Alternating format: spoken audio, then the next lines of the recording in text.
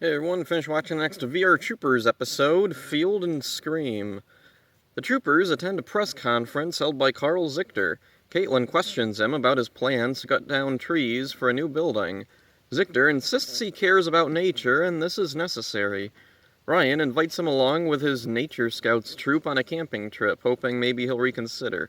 Caitlin offers to document the trip and do a story for the newspaper. Zichter accepts and abruptly leaves. Zichter goes into virtual reality and orders Despara to make sure the camping trip can't happen. At the dojo, the troopers are going through their camping equipment. Skugs attack, but are easily repelled. The troopers wonder what this implies.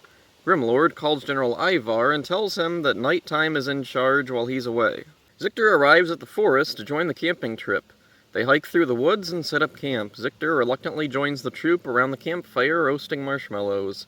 Nighttime appears in the city, and Professor Hart contacts the troopers. JB goes to deal with him. Zichter, meanwhile, falls in a lake and gets fed up with camping. He calls General Ivar and tells him to send two robots out, Bazooka Bot and Ravage Bot. JB calls Ryan and Caitlin for help. Caitlin goes, Ryan stays to watch the kids. Eventually, Professor Hart contacts Ryan and tells him Ravage Bot is attacking, and Caitlin and JB are too busy fighting Bazooka Bot.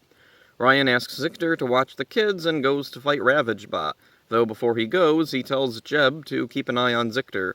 Ryan defeats Ravage Bot and JB defeats Bazooka Bot. At the campsite, Zichter gets stung by bees. A few days later, Zichter comes to the newspaper to look over the pictures Caitlin took. He's embarrassed by the pictures and tells them he won't build anything in the forest. This episode is convoluted.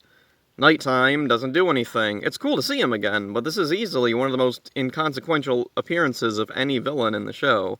It's never explained what he's doing. If VR Troopers was a more serialized show, I'd assume he was setting something up for the future, but if that is the case, it'd be one of the only instances of the show doing that. The civilian plot is unique and involving Carl Zichter. It's cool to see him outside his office. I don't understand how exactly anything is intended to work, though. He goes camping and he hates it, but because Caitlin's pictures of him were embarrassing, he decides against building anything in the forest.